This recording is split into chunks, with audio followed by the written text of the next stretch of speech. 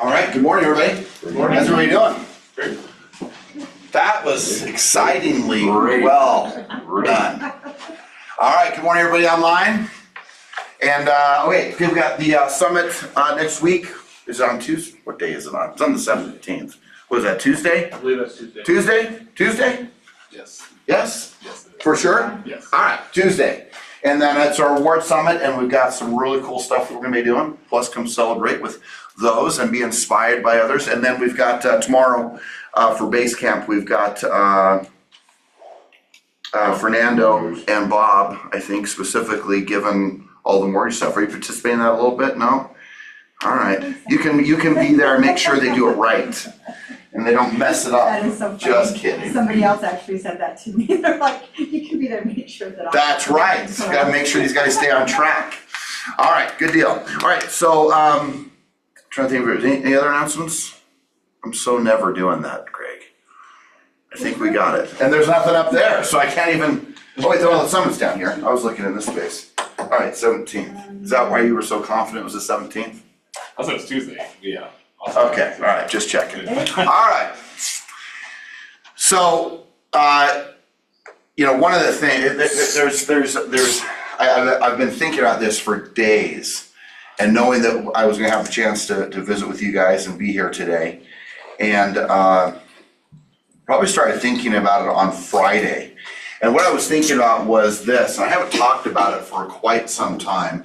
I've said it before, some of you have heard me say it, but I think there's decisions that we make, and then the other word I'd put up here is decide. And on a daily basis, we're making decisions, we're deciding on things, and when we become really resolute on those decisions and what we decide upon, it's interesting, because if you look at like decision, I remember I heard this for the first time, it gets its roots also into incision, which means to cut off. And when you decide, this little CIDE stuff is to kill off or to eliminate. And so when you think about a decision you've cut off or you've decided, all those great words like genocide, homicide, suicide, all end with, of course, that CIDE, which means to kill off. There are no other options.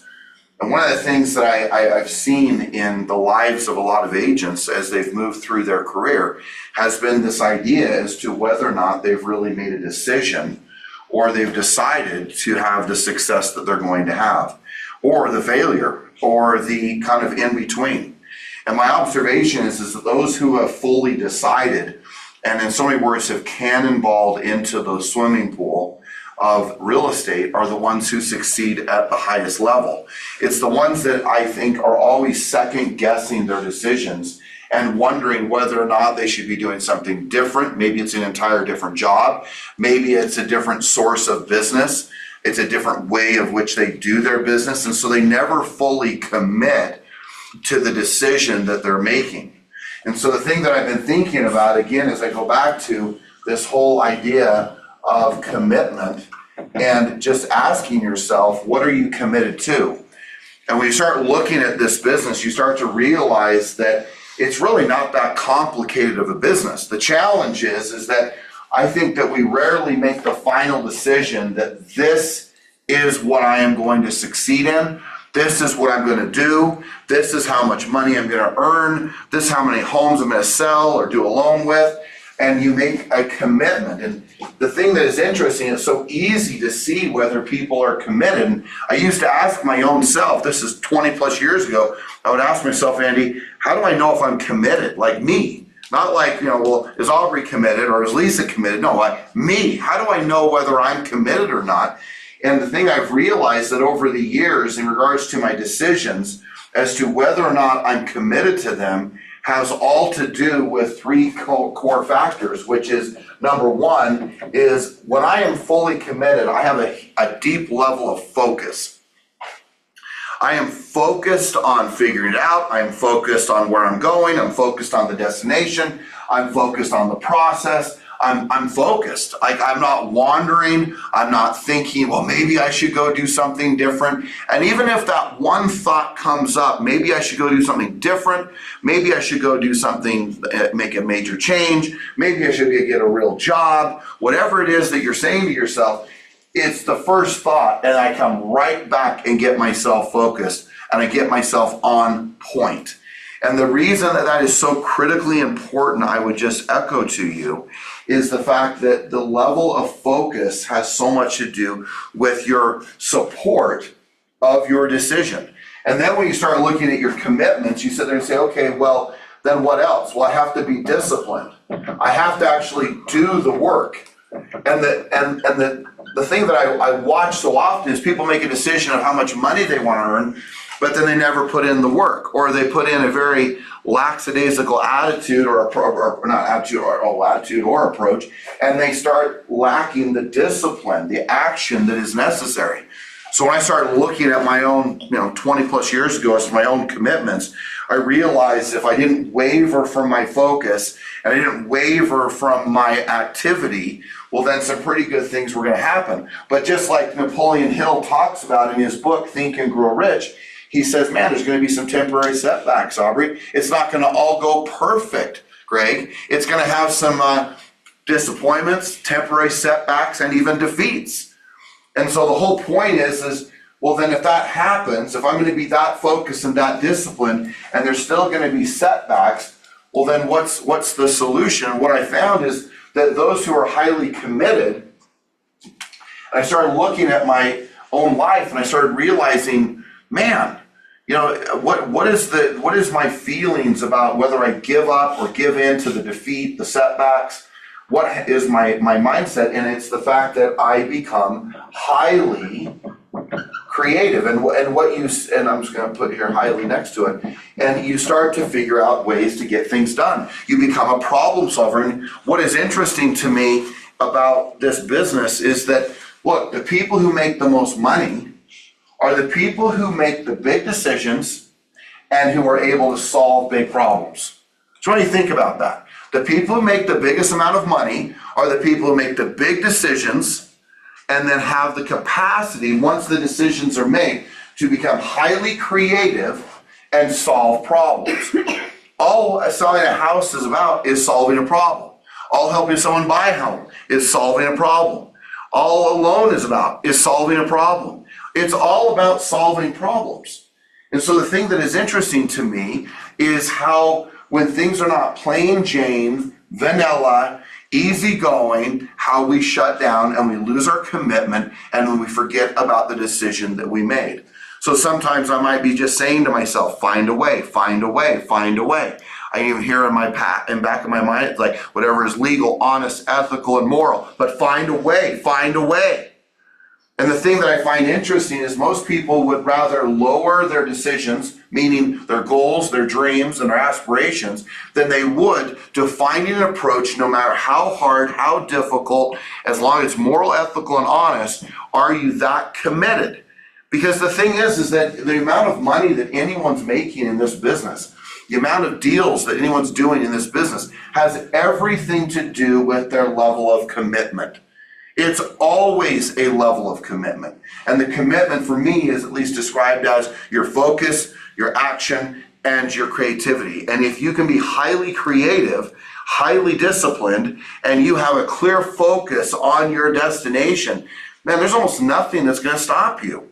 And it doesn't matter whether the gap that, is this wide from where from where you are to where you want to be, or it's as wide as this room or as wide as the Grand Canyon. The reality is for every one of us, no matter how wide the gap, if we are committed based on a solid decision, we have decided, we have eliminated any other option but that success, then we have to get committed. And that means we come from a place of focus, we come from a place of creativity, and we come from a place of high levels of discipline.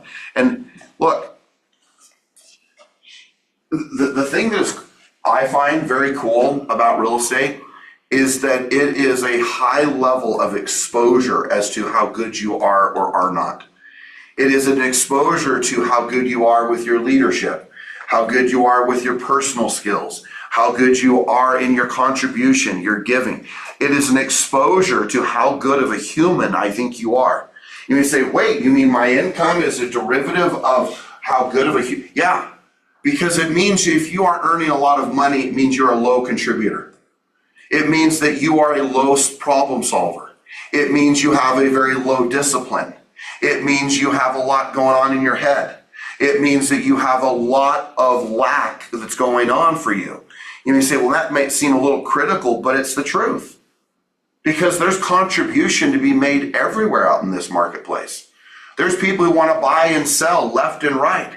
They're just looking for the right leader to show up, a great communicator, a great problem solver, a person who can navigate on their behalf and help them to see what's possible if they work with you. So don't underestimate that, look, this business still to this day has nothing to do with what the market's actually doing individually. You know, the thing that's interesting about running a company of this size is that I am, as an organization or as a CEO of this company, I am at times at the mercy of the average individual. Think about that. I'm at the mercy of the average, because the average is what a company like this is built on. So if the average agent is not succeeding at a level they should, then it certainly has a huge impact on the whole of an organization. But when it comes individually, what an individual can do, it has nothing to do with, you could say, the collective of people.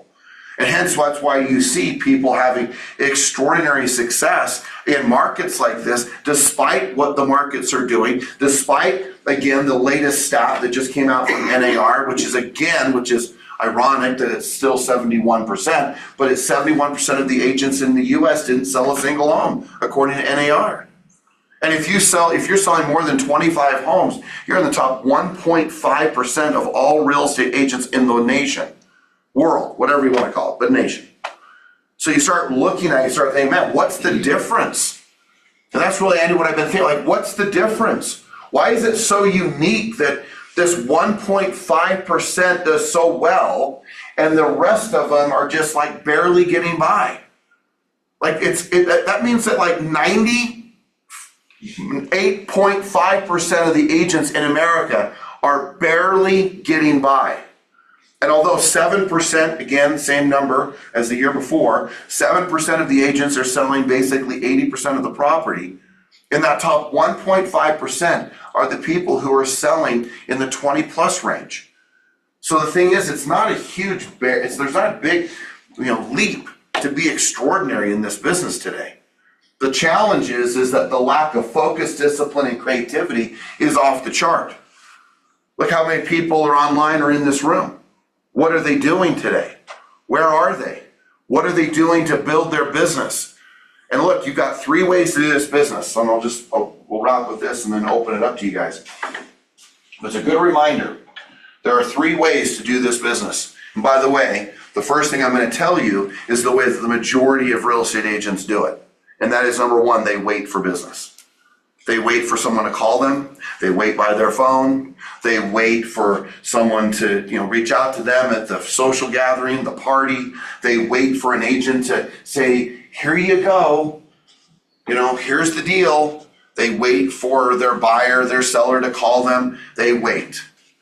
And what is also interesting is it's interesting as I've watched recruiting in this business for so many years, and the people who wait for agents to call them, it is hilarious. Because the reality is those who do the best are the ones who just continually follow up, just consistent lead follow-up. So waiting is a huge mistake in this business. Number 2 is they are going out and buying the business. And buying it means they're buying extraordinary amounts of leads. They're buying extraordinary amounts of mass mailing, mass advertising, and they're spending a ton of money to do that. And the thing that is interesting to me is it's not that it's all bad. Is there probably a little bit of waiting in this business for everybody? Is there a little bit of buying of marketing and business in this business? Of course there is. But when it becomes your fundamental that you are just simply waiting for business and you're just buying business, you are in a big error of business. You are making huge mistakes, because you are limiting your possibilities. Plus, you're having very little profit if you're spending that type of money. So the third is you go out and you get it.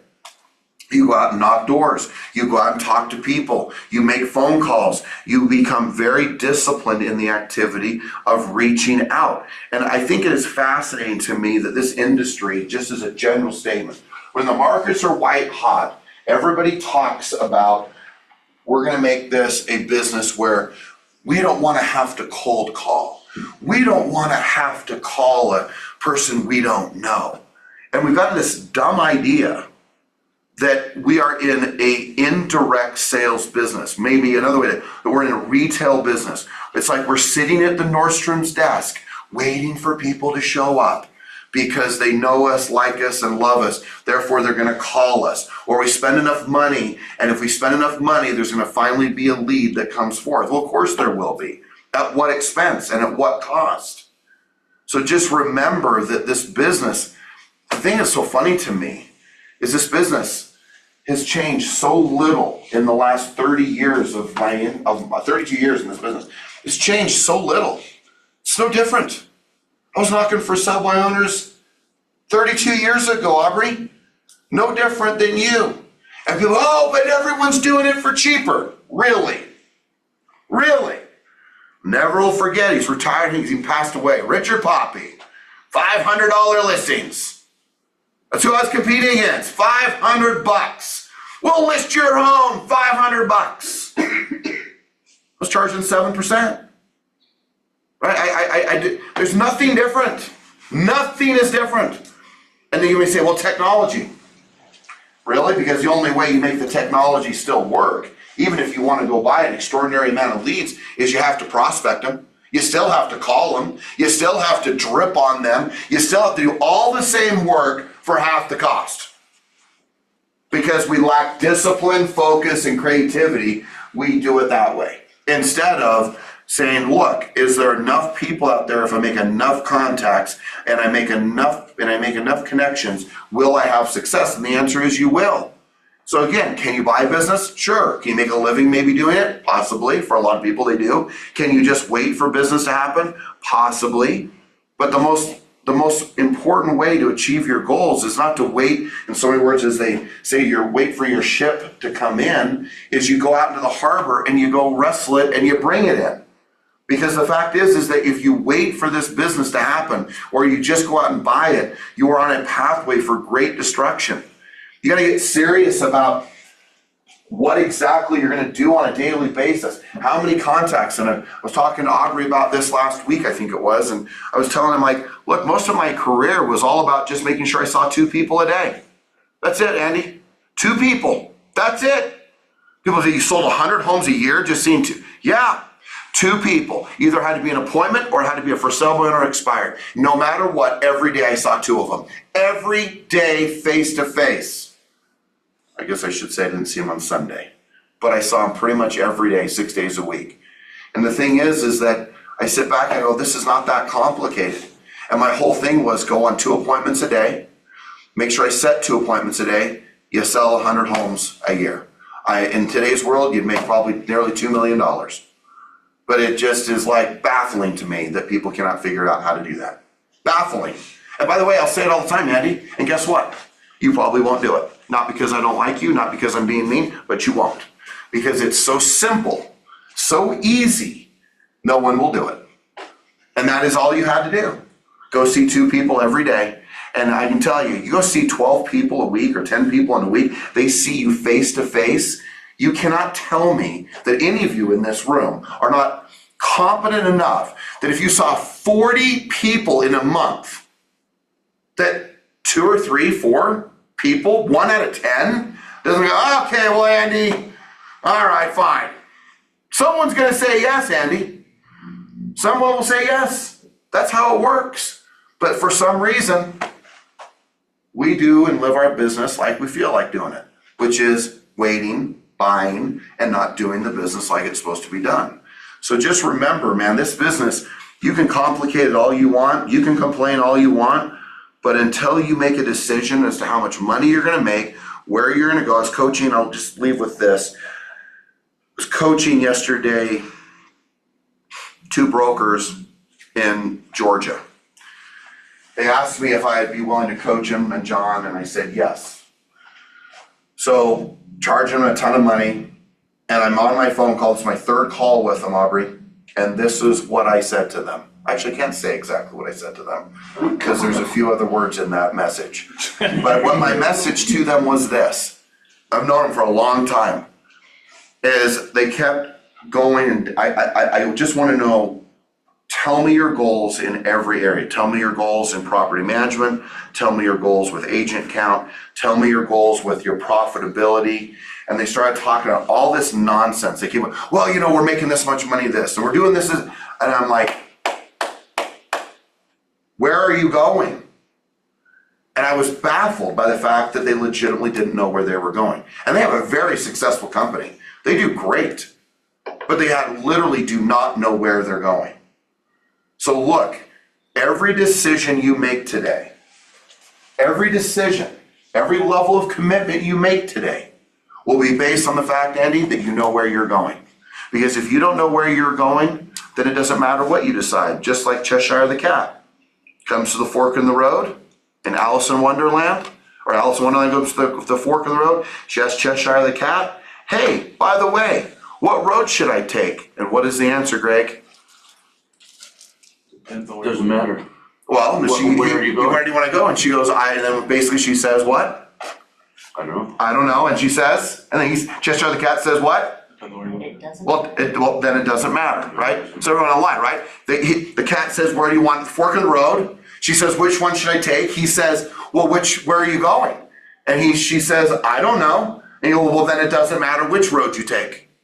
Is that not a metaphor for our life? When you don't know where you're going and you haven't made a decision on your money, your income, transactions, deals, contacts today, prospecting, when you don't know, then it doesn't matter what you decide today. It doesn't matter. And it doesn't even matter what you're committed to because you never made a decision. And this is my big thing I always say to any parent. Man, if you have kids, make sure they know where they're going. Because bad decisions happen when a child does not know where they're going. As a general rule, I have very few rules, or had very few rules for my kids. But the one rule was you got to know where you're going. You got to know. And do I think there's sometimes struggles and life comes at you and you're trying to fit? Yes, but still never forgetting where you're going. And if you don't know where you're going, man, you better figure out. Because when you know where you're going, by the way, they wanted to get into the how, Brenda Lee. Like, whoa, no. We're just going to decide where we're going first. Then we'll figure out how we're going to get there. In the great words of Les Olson, that's the printing company. Les Brown he said, how is none of your business. And the reason is because when you start filtering with how before the decision of what, then all of a sudden you don't dream. You don't think big. You don't expand what's possible for you. You play small. So the whole point is you got to decide where you're going. So you can make good decisions, get highly committed, and go live your life that you're destined to live. Every one of us can do that. There's not one of us immune. There's not one of us that is excluded from the program. So go live the program. Decide, get committed, and do the work. And get creative and be focused and see what's possible for you guys. Because the problem I keep seeing is that people keep giving up. They keep losing their commitment. They keep lowering. They keep changing things that are not the problem. The problem is a lack of prospecting. The problem is a lack of confidence in regards to believing that when you prospect, good things are going to happen. But you'll never get that if you're not talking to enough people. People think if they talk to 4 or 5 people in a day, that it's all going to be okay. It's not. Not in today's market. That's a great idea when the markets are raging and the markets are white hot. Not in today's market. You can't act like that in today's market and think you're going to get what you desire. It's not going to happen. It will not happen. So get real serious about your dreams, your goals, your decisions, your commitments, and recognize there's not one piece of this business that you cannot do and figure out. There's not one of you in here that should be not making 400, 500, $1 million plus a year if that's what you want to make. But it has to do with the level of decisions and commitments that you make. And if the gap is big, great, fill it. But you can, okay? Thoughts, comments? Aubrey, anything? Yeah. Takeaway. I was listening to a podcast from James Clear from I'm gonna read this book here. What's it called? I don't know who that is. I don't know what that is. Yeah, Atomic Habits. Yeah. Oh, is that his name? I didn't know that's Yeah. his name. Yeah, I didn't even until. I mean, I don't know any people. I'm the same guy who doesn't know also who sings what song. So, That's okay. you know. I didn't know what Cheshire the Cat was until you said that. Yes, But, Alice in Wonderland. I kind of went backwards. I should have said Alice in Wonderland, but you know, yeah. Anyways, he said, I'm gonna mess this up. He said, making decisions, people get analysis by paralysis, whatever, because they are fearing making the wrong decision. He said most of the time, if you're making decisions, it's either gonna be putting on a hat, getting a tattoo, or getting a haircut. Some decisions you can just take it on and take it off, or do whatever Right. you want. Some decisions are more permanent, like a tattoo is permanent. Right. Some decisions can be just wait a month. And I think a lot of the times in real estate, we all think it's permanent. Everything we make is Yep. permanent, but it's. I mean, even yesterday, I was sitting in my car. I was like, if I don't get out this car and knock on this expired door, I'm gonna kick myself in the pants. And I almost drove away. I was sitting there, I don't know why. I had shown me I was gonna do a showing here in a minute. And I was like, I have 30 minutes. I can go knock on this door, try to set an appointment, try to do something. I just sat there for probably 5 minutes. And I finally got out, but I don't know why I was so scared. I was just Sure. it's weird, they're going back to Tony Robbins, we fear we're not gonna be enough. If we knock on this door and say, no, get away from me, I'm gonna go with Andy or whatever, and I'm like, oh, I'm not enough. But having a decision I'm gonna get out there and actually talk to people, it didn't go bad at all. They were like, oh yeah, come back, talk to us. My husband's not here. And it was the easiest conversation because they wanted to sell. They actually did want to do that, so. That's cool. It's cool. There you go. Yeah. Simple business, isn't it? Yeah. I love it. Okay, you have thoughts? Craig, takeaway? We got rolling here? I think about Brian Noel when he mentioned expired. Oh, yeah. Amazing. Is it? I mean, I know it sounds, I actually, every time I'm with him, I razz him. I jokingly say, of course, I love him. He's like such a dear friend. I go, there's nothing special about this guy. But here's what made him special.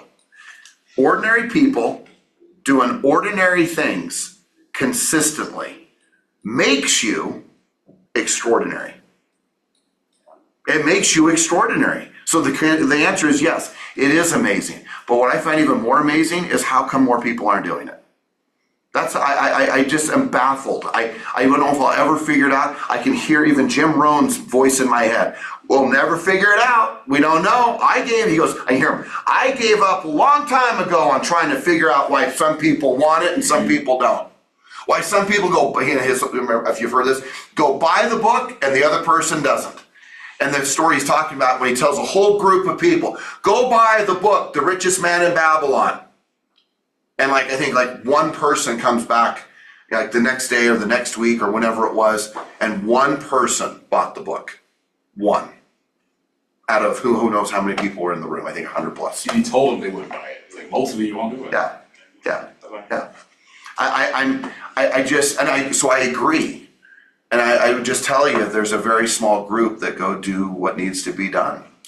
That's the beauty of this. Real estate is the ultimate meritocracy, man. It's like the PGA Tour. There's no, you can't fake your way into the PGA Tour, and you can't fake your way into this business. You can look fake and have a nice car and look nice for a minute, but at the end of the day, the gig is going to be up. You're either making money or you're not. You're either doing deals or you're not. And the thing that's so cool about this business is it's still an unlimited amount of money and success can be had if someone wants it. So get hungry, get thirsty, and chase it, and see what's possible. My big thing today now, and has been for years, is I just want to see what's possible. What's possible for you? What could you do? What happens if you stop listening to all the noise in your head and all the reasons why you can't, and you got rid of all of that and said, man, I'm doing it. I've made a decision, it does not matter. And that was the big deal where I came up with, it doesn't matter how I feel, I'm gonna do my job anyway. It doesn't matter if there's something else, or I could do something else, or go golf, or I don't feel well. It doesn't matter. None of it matters. But we sure think it does. And so we let all those reasons be the reasons that we don't live the dreams and the goals and the aspirations that are really so sacred to us. And we live this life of regret and disappointment because we never fully make a decision and commit. And I totally agree with you. The thing is, if you get in the habit of making decisions, you can always change your mind. You can change it. But the reality is that most people never even make the decision to even change their mind. And then, you know, the words of Tony Robbins, isn't no decision still a decision? Kinda. But it's not a very good decision, that's for sure. Okay, you have thoughts? Brenda Lee, anything? Gosh, All right, here we go. yeah.